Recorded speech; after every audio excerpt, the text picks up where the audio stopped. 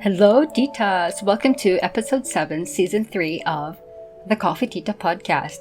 This is Esther, the Coffee Tita. So it's definitely June now, Titas, and the Philippine Independence Day is coming up shortly. It's great to feel the spirit of nationalism around us, and it always feels like it sets off the rest of the year. Long live Philippines!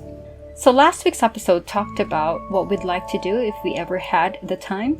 This week, we will be talking about habits that steal precious moments or the bad habits that we want to get rid of.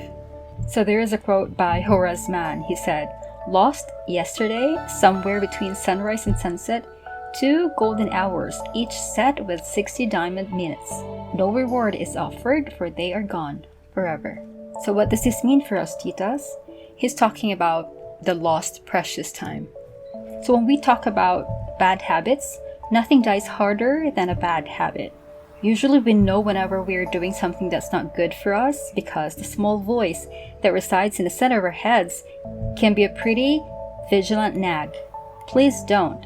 It will whisper when we do something that's not aligned to our values, like overeating, waking up late, not exercising, and all those other habits.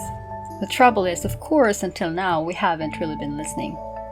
So before changing any behavior, it's helpful to know why we want to get rid of the habits that don't nurture or contribute to our sense of well-being.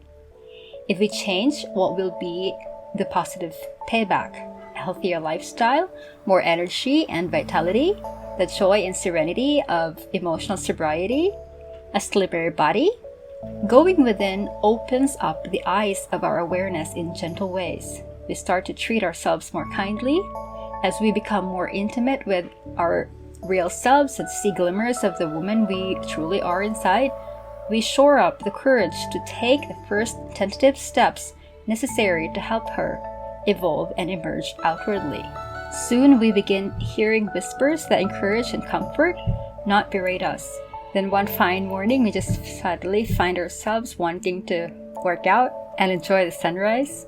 Instead of unconsciously snacking every time we enter the kitchen, we'll start eating only when we're sitting down and only what's on our plates, especially if we take the time to prepare delicious meals that satisfy the eye as well as our appetites. Too often, we're unaware of the ways in which we rob ourselves of precious moments that could be spent nurturing our creativity. These are unconscious habits that we've come to develop over time, unfortunately. For as long as we continue to cling to bad habits that may not be life-threatening but certainly aren't life-enhancing, we only steal from our potential.